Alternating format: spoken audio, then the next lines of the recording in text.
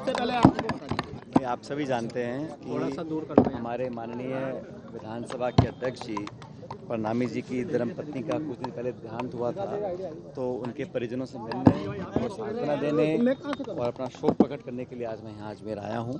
और मैं उम्मीद करता हूँ कि परमपिता परमेश्वर अपने चरणों में जगह देगा उनकी आत्मा को। इस सिलसिले में आज मैं अजमेर आया हूँ। कल दिल्ली में जिस तरह से ब्लास्ट हुआ इसको लेकर क्या कहना चाहेंगे? देखिए, बड़ा दुखद हादसा हुआ है और देश की राजधानी में इस प्रकार से जो विस्फोट हुआ, अभी तक मुझे जानकारी मिली कि लगभग 8-9 लोगों की जानें गई हैं, सैकड़ों लोग इसमें घायल हैं और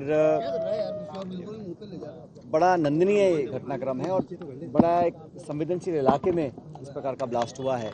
तो इसकी तो बहुत गंभीरता से तफ्तीश होनी चाहिए और जो भी इसके पीछे है, कोई व्यक्ति या संगठन जो भी है, उस पर सख्त कार्रवाई करने का काम सरकार को करना चाहिए।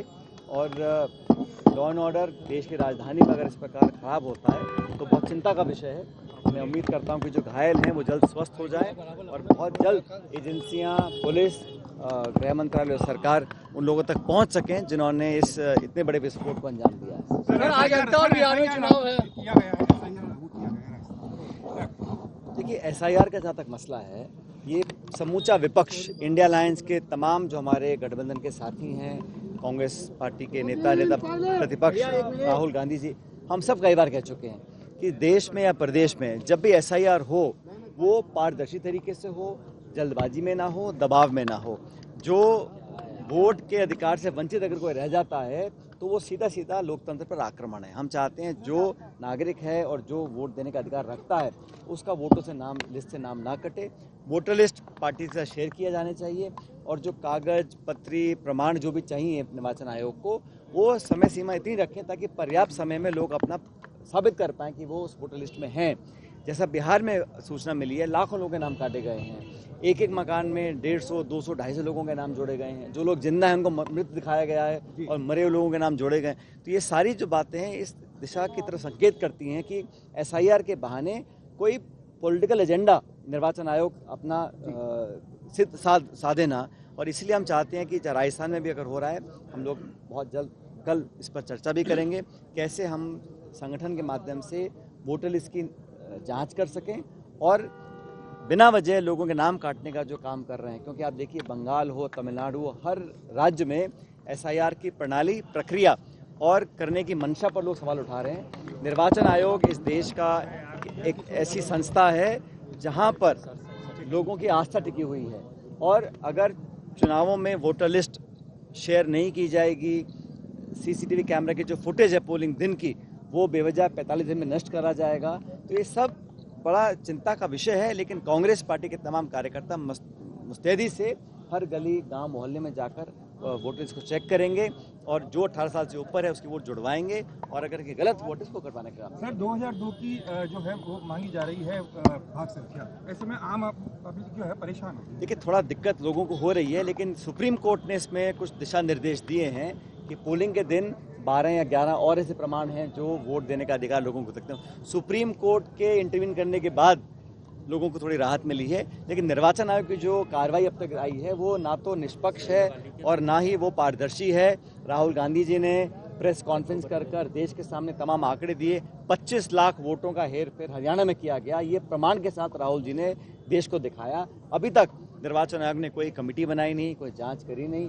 इसलिए वोटों की जो चोरी का बात हम लोग करते हैं वो एविडेंस के साथ राहुल जी ने जनता को दिखाए हैं। दुर्भाग्यवश निर्वाचन आयोग ने अभी तक कोई कार्रवाई नहीं करी उसके ऊपर। अंतर चुनाव हुए हैं आज तक। मैं चाहता हूं कि अच्छे शांतिप्रिय माहौल में ये चुनाव संपन्न हो।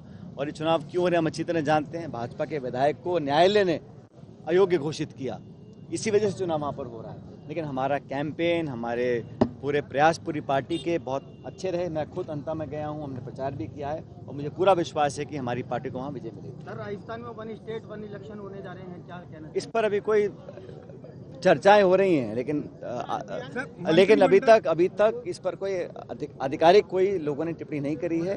लेकिन सरकार जो भी करती है, मुझे लगता है कि जनता और पॉलिटिकल पार्टीज को कॉन्फिडेंस में लेके करना चाहिए। विस्तार हुआ है मंत्रिमंडल का, राजस्थान में विस्तार नहीं हो पा रहा है। यहाँ तो पता ही नहीं चल रहा ना हो क्या रहा है। यहाँ कौन तो सरकार चला रहा है, अभी चीफ सेक्रेटरी को बदला गया है, पहली बार बहुत दिनों बाद देखा है हमने ऐसा हुआ है। तो यहाँ जो अंतर्द्वंद है अफसरशाही का, पॉलिटिकल लोगों का, पार्टी के अंदर जो खिंचाव है, इतने सारे सत्ता के केंद्र बने हुए हैं, तो 2 साल में जनता को पूरी तरह निराश इस सरकार ने किया है।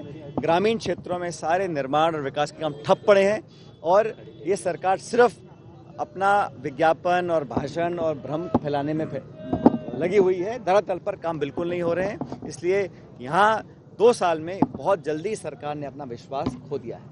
सर, बिहार इलेक्शन को लेकर क्या? बिहार में आज दूसरे चरण का मतदान हो रहा है।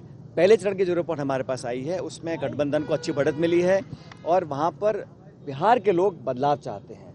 और आप समझ सकते हैं भाजपा और जेडीयू पहले साथ आए, फिर अलग हो गए, फिर साथ आए। अब आगे क्या होगा मुझे मालूम नहीं, लेकिन गठबंधन हमने लोकसभा चुनाव साथ लड़ा है और आरजेडी, कांग्रेस और माले और वीआईपी पार्टी हम सब मिलकर चुनाव लड़ रहे हैं। और आज के पोलिंग के बाद जब परिणाम आएंगे 14 को, मुझे पूरा विश्वास है कि जो बदलाव जनता चाहती है वो होगा और हमारी महागठबंधन की स्पष्ट बहुमत की सरकार बनेगी। दिल्ली के दोनों साथ नजर आए हैं इलेक्शन में, क्या लगता है?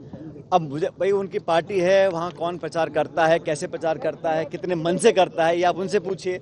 हमारी पार्टी ने पूरी ताकत लगाई है, बूथ तक हमने नेताओं को भेजा है और अच्छा माहौल है। तमाम सरकारी मशीनरी के दुरुपयोग के बावजूद भी मुझे लगता है कि कांग्रेस पार्टी जीतेगी। अगर आप बनना चाहते हैं पॉलिटिशियन, लेकिन पब्लिक स्पीकिंग और अपने विचारों को व्यक्त करना चुनौती लगता है या कैमरे और पब्लिक के सामने किसी तरह से बोल पाए इसमें मुश्किल होती है, तो मिशी मीडिया सॉल्यूशंस लेकर आया है पॉलिटिकल कंसल्टेंसी कैंपेन, जिसमें वरिष्ठ जर्नलिस्ट और पॉलिटिकल एनालिस्ट की एक्सपीरियंस्ड टीम आपको मदद करेगी, जिससे आपकी आवाज और भी बुलंद हो जाएगी।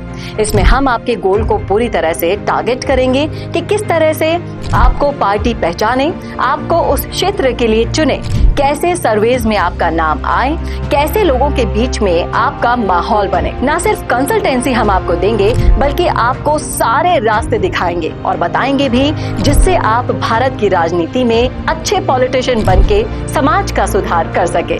तो अभी कॉन्टैक्ट कीजिए स्क्रीन पर दिए गए नंबर पर।